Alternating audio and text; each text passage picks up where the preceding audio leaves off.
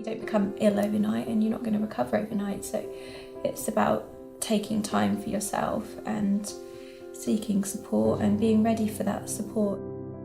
I think it's a really slow and delicate process, but if you create the right environment, I think people might open up.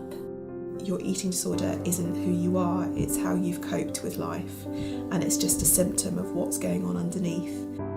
There's nothing that eating disorders thrive on more than secrecy and being kept close to you. When I started to actually be honest about it and open up to people was when, that really did help my recovery. It was more relief for everybody else.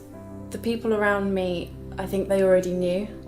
So I think they were more pleased that I'd accepted the fact that was something that was part of me, and I wasn't just hurting myself anymore, I wanted to get better. The main thing is to get help, whether that's from a GP initially, and then hopefully from some kind of eating disorder service, but also just from friends and someone that you can trust, because sometimes you just need a sounding board really to bounce all the stuff that's going on in your head around. If you've got people around you that believe in you and understanding's the hardest part, because you never want to admit or that there's something wrong with you or that there's something wrong with someone that you love. But as soon as you try and understand, it all becomes clearer, and then it's little steps together rather than going two different pathways to try and fix the same issue.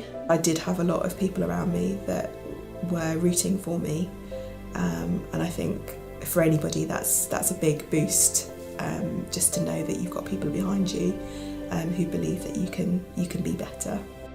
Without my friends, I wouldn't be here. I was that close to not being here, so without them, there's not a chance I'd be here.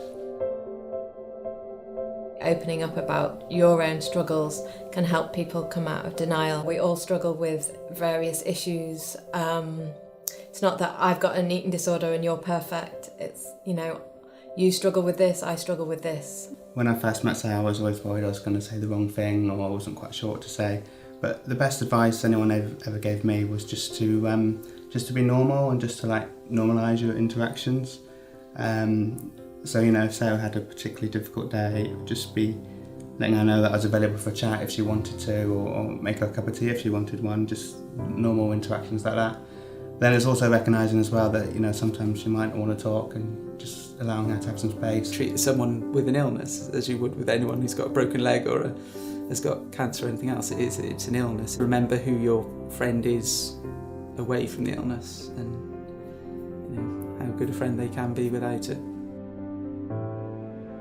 The research says that the earlier that it's recognised and treated, the better chance of recovery is. Try and talk about it as soon as possible.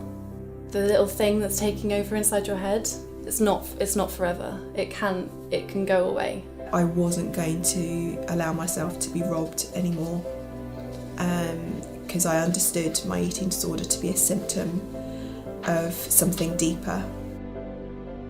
A big fear is actually, if I become a normal weight, I'm not going to get any support. But actually, there is support there, and eating disorders aren't about weight. It's so much more than that. Finding a more positive, more constructive way of coping with things is probably the key. Keep a diary, keep writing how you're feeling, because when you get to the stage that I am at now, you look back and you admire yourself so much. It shows that you have a little faith within yourself, and it shows that if you believe in yourself, you can do something. It isn't too late. It's never too late for anyone.